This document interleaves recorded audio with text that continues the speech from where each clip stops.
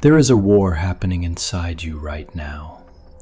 Not the loud kind, not the kind with noise and drama and clear battle lines. This one is quiet. It happens in the 3 seconds before you pick up your phone. It happens in the moment before you click something you know you shouldn't. It happens in the small, almost invisible space between impulse and action.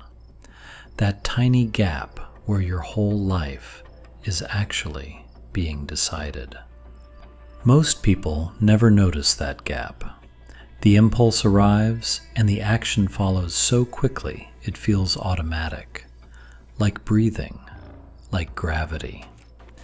And so they live their entire lives believing they have no choice, that the urge is simply who they are, that wanting something means they must have it, that the pull is too strong, too deep, too wired into them to ever be questioned. But you are reading this right now, and that means something in you already knows that is not true. The brain is an extraordinary thing. It is also, in certain ways, a very old thing. Deep inside it lives a part that was built for survival in a very different world. That part does not understand the modern age. It does not know the difference between a real threat and a notification sound. It does not know the difference between nourishment and a screen full of endless content. It only knows, this feels good, get more. This feels bad, escape now.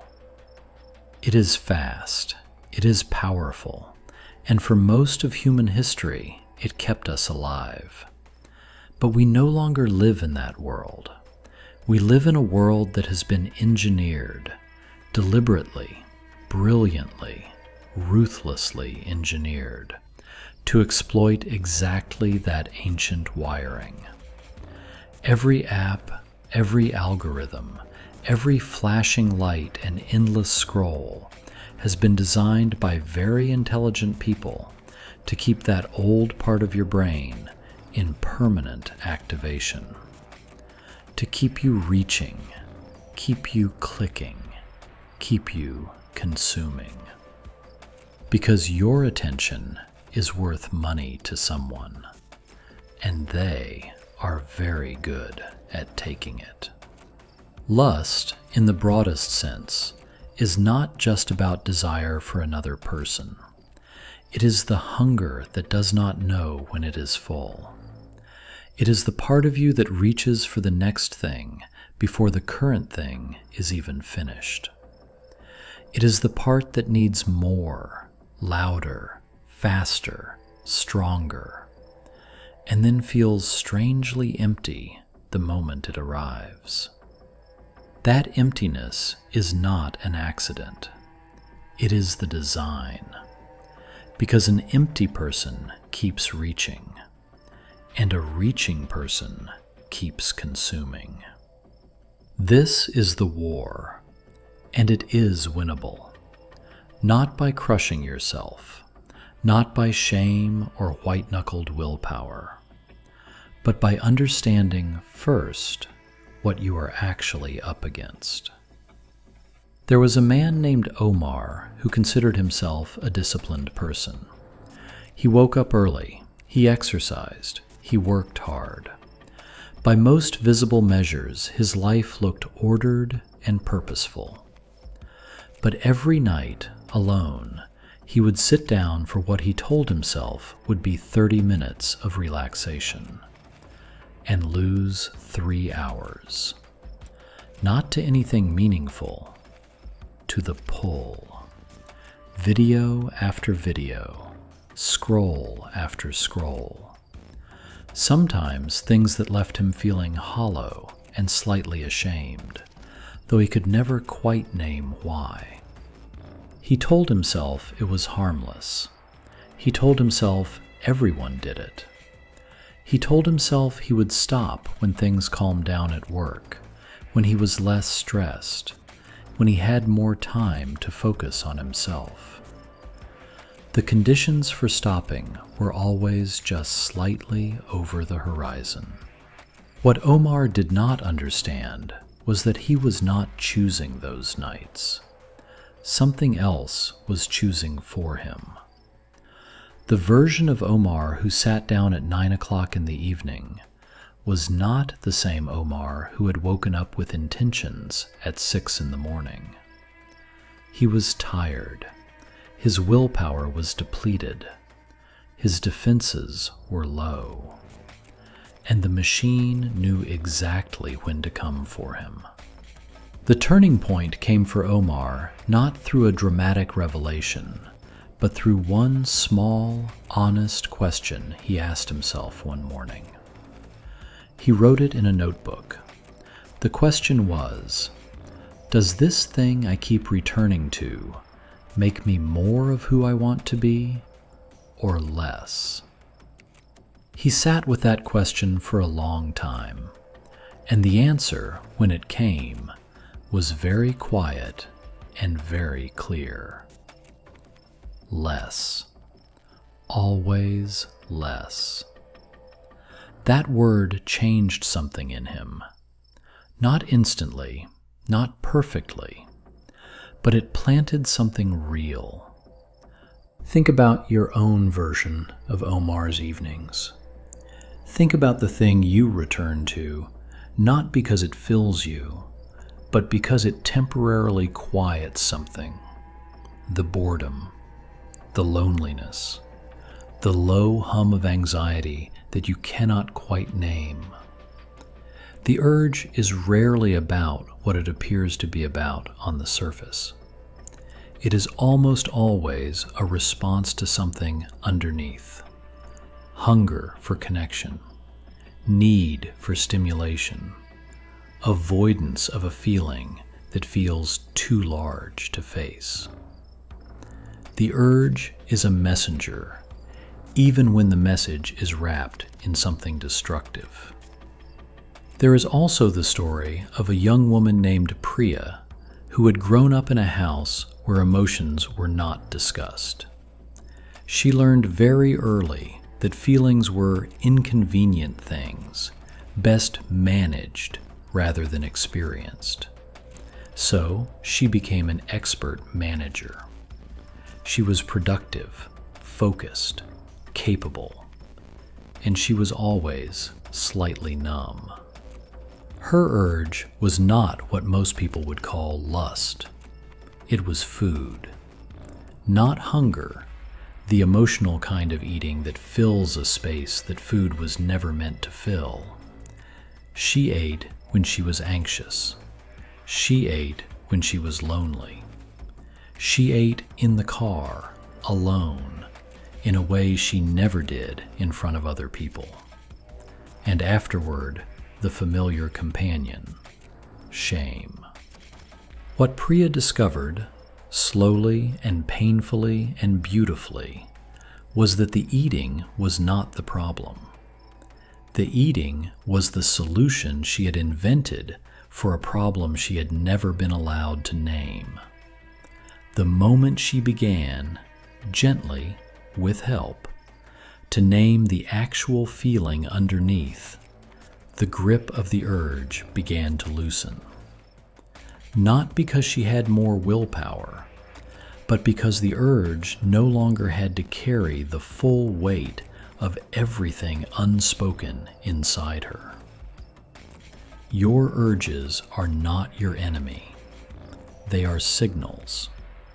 The question is whether you are reading them or simply obeying them.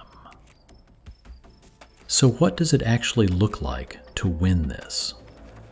What does it mean in the ordinary texture of a real day to master your urges rather than be mastered by them? It starts with the gap, that tiny space between impulse and action. Your entire practice lives there. And you build it not by forcing yourself not to want things, but by learning to pause long enough to choose. One breath, one moment of noticing. That is all the gap needs to begin. You are not suppressing the urge. You are simply refusing to let it make decisions without your participation. Then you make your environment smarter than your weakest moment. This is crucial, because willpower is not a character trait. It is a resource, and it runs low. The version of you at midnight is not as strong as the version of you at 8 in the morning. So the morning version has to set up the environment for the midnight version. Delete the app. Move the thing out of arm's reach. Create distance between impulse and access. Not because you are weak, but because you are honest about how human beings actually work. You replace before you remove. An empty space always gets filled with something. If you take away the urge's usual outlet without giving yourself something real in its place, genuine connection, physical movement, creative expression, rest that actually restores you, the urge simply finds a different door. The goal is not a life of less. It is a life of more. More meaning, more presence, more of what actually satisfies instead of what merely stimulates. And you practice forgiving yourself for the days you lose the war. Because you will lose some. Everyone does. The person who wins in the long run is not the one who never falls. It is the one who falls, notices honestly, and chooses again. Shame locks the cycle tighter. Honest, compassionate self-awareness is the only thing that slowly, genuinely loosens it. Here is the quiet truth at the center of all of this. Every urge you master is a vote for the person you are becoming. Not a dramatic vote, not a speech, just a small, private, powerful vote. I am the one who decides here. Not the algorithm, not the craving, not the old reflex. Me. And those votes accumulate. Slowly, invisibly, the way a river carves a canyon. Not through force, but through persistence. You become someone who pauses before acting. Someone who can sit with discomfort long enough to hear what it is actually saying. Someone who is not ruled by the next thing, the louder thing, the faster thing, but anchored in something quieter and more lasting inside themselves. That person is free in a way that cannot be bought or downloaded or consumed. It is a freedom that comes from the inside, from the gap, from the choice made in the small, ordinary, unwitnessed moments that nobody else will ever see. The war is real. It is happening right now, in you and in everyone around you. But you are not without weapons. You have awareness. You have honesty. You have the capacity to pause. Use them. One moment at a time, one choice at a time.